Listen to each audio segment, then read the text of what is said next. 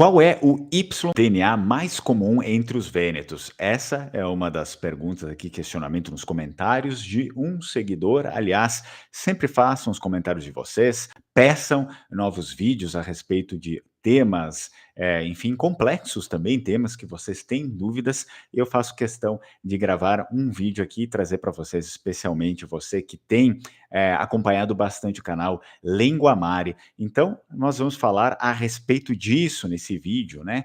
Qual é, então, o nosso Y, o Y-DNA mais comum entre os vênetos? Separei algumas informações e pretendo esclarecer um pouco mais essa questão. Antes disso, curte o vídeo, se inscreve no canal, não esquece de ativar o sininho das notificações.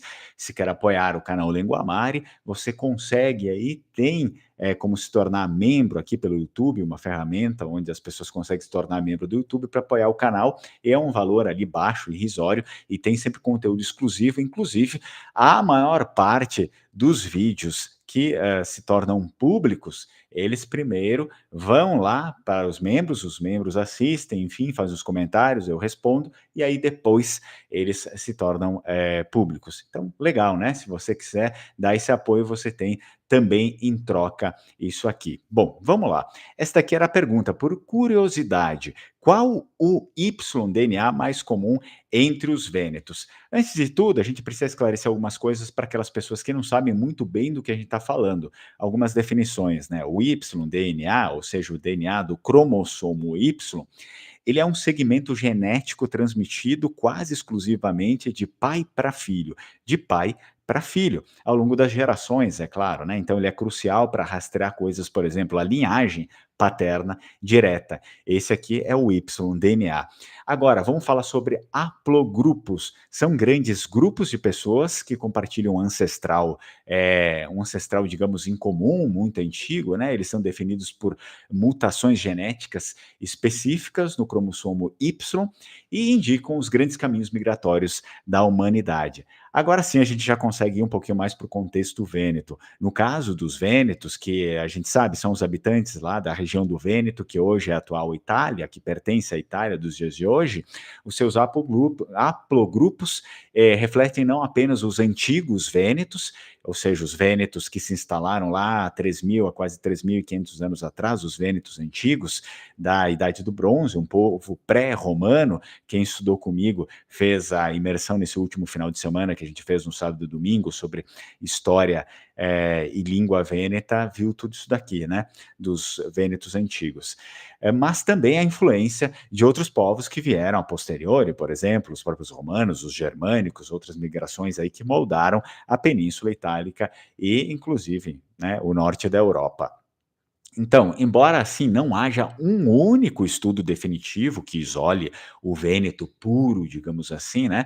Pois a população é o resultado de milênios dessa mistura de caldeirão de povos da Europa, né? A genética da região ela vai se encaixar majoritariamente nos padrões do norte da Itália e também do sul e do centro, né? Do centro europeu.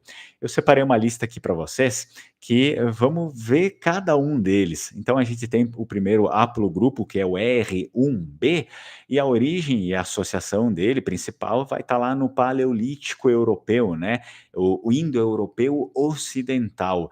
Então esse daqui é o haplogrupo mais comum na Europa Ocidental. E geralmente ele também é bastante comum em toda a Itália, incluindo o norte da Itália. Isso aí vai incluir basicamente também o Vêneto, né? A sua alta frequência associada às grandes migrações de povos que trouxeram as línguas indo-europeias. O próprio Vêneto antigo, que nós também chamamos de venético, ele é considerado pela maior parte dos estudiosos uma língua indo-europeia. Então a gente consegue encaixar ele aqui também, né? Os povos vênetos antigos aqui também. Depois nós temos o J2. O J2 vem lá, o haplogrupo J2 vem do Neolítico, isso significa Oriente Médio, Anatólia, né? Aquela região ali, que era bem diferente do que é hoje, né? Então a gente não pode comparar há tanto tempo atrás. Não é como se foram os turcos para lá. Não existiam turcos, eram outros povos. Associado à expansão da agricultura. Então a gente vai encontrar isso frequentemente no sul, né, da Europa, incluindo, claro, o Vêneto também. A gente vai encontrar alguma coisa do J2 também. Reflete assim o fluxo genético do Oriente Médio, dos Balcãs, o que é relevante também para uma região forte, que tem forte conexão histórica e comercial com o Mediterrâneo Oriental, como esteve, né, com a Sereníssima República de Veneza. Depois, outro haplogrupo que temos é o G2A. Esse daqui vem diretamente do Neolítico Europeu, ou seja, os primeiros agricultores, e aqui temos uma presença em frequências menores, mas significativas. É uma das linhas mais antigas da Europa, o G2A, é ligado aos primeiros agricultores que chegaram então ao continente, como eu bem havia dito. Aí depois nós vamos ter o I2, né, o Paleolítico Europeu, esse haplogrupo, que é de caçadores-coletores, então ele está presente, só que é geralmente em menor grau do que o R1b no Vêneto. Ele está em menor grau, então ele vai refletir ali linhagens de caçadores-coletores que sobreviveram ao último máximo glacial. Mas só que ele existe, mas é um pouco menos, tá? Então a gente consegue ver que o R1b e os seus subclados, então a gente vai ter o R1b, o 152, eles são fortemente associados, por exemplo, aos celtas, né, Europa Central e tal, tem grande probabilidade de ele ser o haplogrupo Y-DNA predominante entre os vênetos. Bom, a gente pode trazer alguns fatores, né, que temos ali. O perfil genético vêneto, ele não é, como eu bem já havia mencionado, homogêneo, ele foi moldado por outros eventos históricos, aí, a partir dos séculos, né, o decorrer dos séculos. A gente vai ter, por exemplo, os antigos vênetos, que é o povo pré-romano, que deu origem à região do Vêneto, que, como a conhecemos nos dias de hoje, com toda aquela, enfim, a estrutura que tem nos dias de hoje. Foram eles que basicamente fundaram ali. Esses aqui, eles podem ter tido influenciado bastante, né, tanto a linhagem podem ter tido influência de outras linhagens, principalmente linhagens ilíricas, linhagem celta, né, quando a gente vai lá para a Idade do Ferro. Depois a Idade Média também traz outras coisas. Nós temos a própria influência romana, e assim chega a invasão germânica também, né, lá do século V em diante, com mais força. Aqui a gente tem a presença de povos como os visigodos, os ostrogodos e principalmente os lombardos.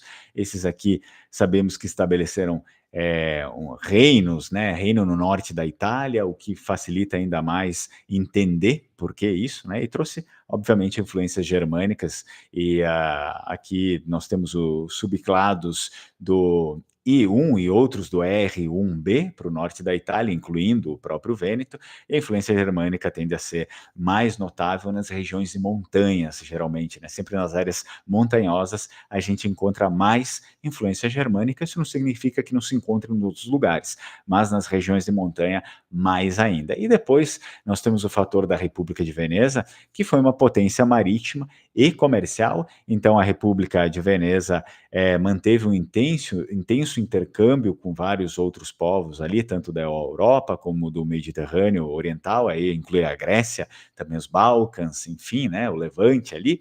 Isso, claro, que contribuiu para a presença de haplogrupos como o J2 na população costeira, especialmente da própria cidade de Veneza. Bom, espero que eu tenha conseguido detalhar um pouco mais, ter tirado algumas dúvidas, com base, enfim, em algumas referências, alguns artigos que eu encontrei. Foi isso que eu consegui embasar, né, a minha resposta. Espero que eu tenha respondido com o máximo de precisão possível.